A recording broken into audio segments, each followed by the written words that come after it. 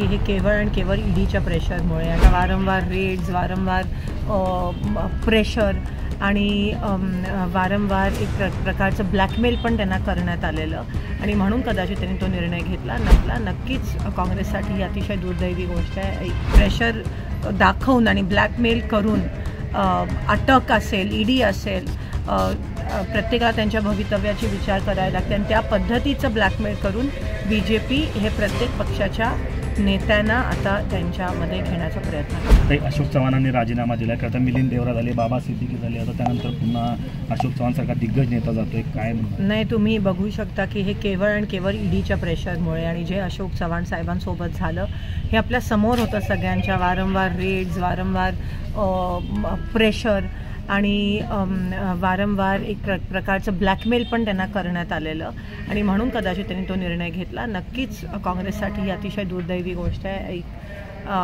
महत्त्वाचं खूप मोठं भारदस्त असं नेतृत्व असलेलं पण हे BJPची ही टॅक्टिकच आहे.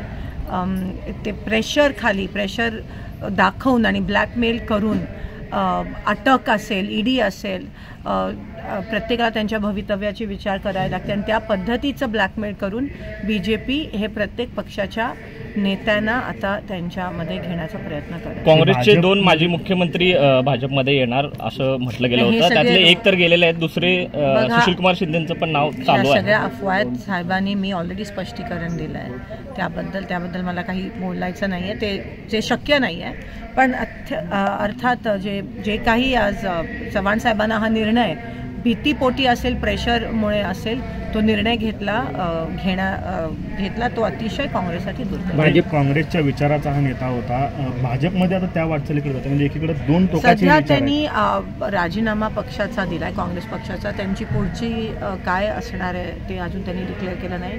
नक्कीच त्यांचे वडील मुख्यमंत्री होऊन गेले, त्यांच्या मिसेस पण आमदार होत्या, मी त्यांच्याशी देखील बोलली. तर एकंदरीतच जे स्ट्रेस लेवल होतं, ज्या पद्धतीत त्यांच्याबरोबर माइंड गेम्स खेळले गेले भाजपकडून, त्याचा तुम्ही म्हणजे काय रेकॉर्डवर नाही आणू शकत, पण असा विचार केला तर अतिशय हताश होऊन त्यांनी हा निर्णय लोकांना त्रास देणं सुरू आहे अजून काँग्रेस. 100% खूप जणांना तुम्हाला माहिती आहे पेपरमध्ये दररोज येतं ज्या पद्धतीत ते त्रास देत आहेत आणि ह्या लेवलचं राजकारण हे पहिल्यांदाच आपल्या देशात किंवा आपण महाराष्ट्रात आपल्यातही कुठेतरी कोंडीत पकडण्याचा प्रयत्न केला जातोय. माझ्याबद्दल अफवा पसरवत आहेत. मला ते ईडीबीडीचं काही आमच्याकडे नाहीच आहेत संस्था वगैरे, त्याची भीती नाही आहे, ती अफवा पसरवतात. पण एक भारताची नागरिक म्हणून माझे जे तत्त्व आहेत, ज्याच्यासाठी मी राजकारणात आली, तत्त्व ते एनिवेज पटत नाहीत मला BJPचे किंवा काँग्रेस सोडून इतर पक्षाचे, तर तो निर्णय कधीच होऊ शकतो. राज्यसभेवर काही परिणाम होतील तर या सगळ्या ह्याच्यामुळे नाही, आता बघूया. राज्यसभा म्हणजे काँग्रेससाठी नाही, मला नाही वाटत काही. अशोक चव्हाणांनी राजीनामा दिल्यानंतर 5 ते 6 आमदारांनी पण राजीनामा दिलेला आहे. अजून काही आमदार नाही, आम्ही सगळ्यांच्या नेतृत्व सगळ्यांच्या संपर्कात आहेत, असं काही. काँग्रेसमध्ये काही हलवेल नाही असं बावनकुळे म्हणतात, तिथं लोक संतुष्ट नाही आहेत, मोठ्या घडामोडी करतात, त्यामुळे लोक सोडतात असं काही नाही आहे. पक्ष भक्कम आहे. तुम्ही बघताय की आज आम्ही तळागाळात जाऊन कार्यक्रम घेतोय, आमची पक्ष संघटना काम करते. हे फक्त BJP आम्हाला अनस्टेबल दाखवायचा, पोर्ट्रे करायचा प्रयत्न करते आणि ज्या पद्धतीत ते प्रेशराईज करतात सायकोलॉजिकली आमच्या लोकांना, आमच्या नेत्यांशी ते प्रेशर आणून खेळतायत, ते करतायत. पण काँग्रेस हा विचार ते संपवू शकणार नाही आहेत आणि कितीही आम्हाला हलवायचा किंवा अनस्टेबल बनवायचा प्रयत्न केला तरी ते त्याच्यामध्ये यशस्वी होणार नाही. शंकरराव चव्हाणांचं घराणं झालं, विलासराव देशमुखांचं घराणं किंवा पतंगराव कदमांचं घराणं किंवा आता आपलंही घराणं, ह्या प्रत्येकांच्या वारसदारांकडून किंवा त्यांच्याकडनं वेळोवेळी सांगितलं जातं की काँग्रेस आमच्या रक्तात आहे. आता अशोक चव्हाण तर गेलेले आहेत, अमित देशमुखांना पण अधूनमधून ऑफर असतात, पतंगराव कदमांची चिरंजीव विश्वजित कदम यांना पण तिकडनं लोकसभेसाठी उभा केलं जाईल अशी चर्चा सुरू आहे भाजपकडून आणि तुमच्या पण नावानं पुढ्या सोडल्या जातात. ते तुम्हाला तेच सांगते, ते अफवा पसरवण्यात माहेर आहेत आणि हे एक प्रकारची प्रेशर टॅक्टिक आहे त्यांची. तुम्ही बघू शकता ती प्रेशर टॅक्टिक आणि लोकांच्या मनाबरोबर कसे खेळतात हे राजकीय लोकांसोबत नाही पण सर्वसामान्य भारतीय नागरिकच्या मनाबरोबर पण माइंड गेम्स करतात. 15 लाख असेल वेगवेगळे आमिष दाखवून कसं ते ब्लॅकमेल आणि इमोशनल करण्याचा प्रयत्न करतात. पण काँग्रेस रक्तात जात आहेत. मी तुम्हाला सांगितलं की त्यांना तो निर्णय का घ्यावा लागला.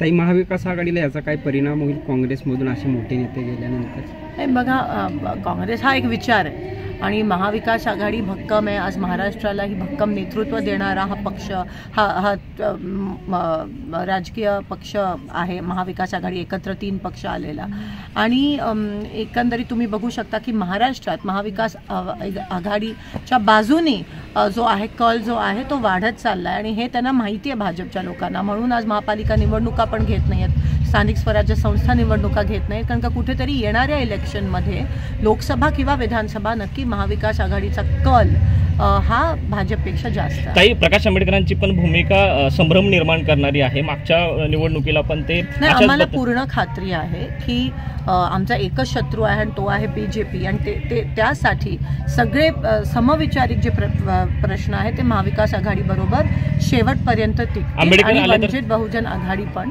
कारण का सगळ्यांचा शत्रू हा भारत आहे, भाजप आहे आणि आमचे तत्व आहेत की भाजप जो जातपात धर्म मानणारा फक्त हे आणि काम न मानणारा जो पक्ष आहे त्यांच्या विरोधात आज आम्ही लढत आंबेडकर मावियात येतील अशी खात्री आहे तुम्हाला? आहेतच.